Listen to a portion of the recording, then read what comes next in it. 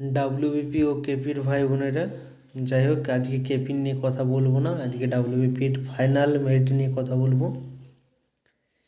অনেক অনেক মানে অগ্রিম শুভেচ্ছা, অভিনন্দন, ভালোবাসা যারা চাকরি পাবে।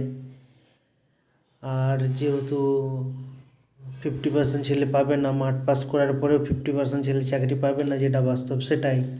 কারণ 8,000 যে 200 ভ্যাকেন্সি আছে সেটাই ফুলফিল হবে, তার চেয়ে তার বেশি ভ্যাকেন্সি নাই।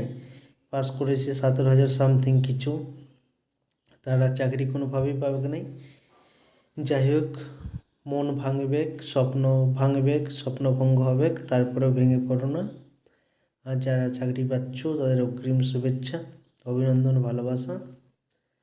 আর ফাইনাল কাট অফ সম্বন্ধে অনেক আগেই প্রেডিক্ট করেছিলাম। এই ডাব্লিউবিপি যেটাই তোমরা পাস করলে সেটাতেও আমি বলেছিলাম খুব ভালোভাবেই যে 48 থেকে 50-এর বেশি কাট অফ কোনোভাবেই হতে পারে না ইউআর, সেটাই হয়েছে। বলেছিলাম যারা 40 পাচ্ছ তারা মাঠ প্র্যাকটিস করে দাও, SC ST, সেটাই হয়েছে।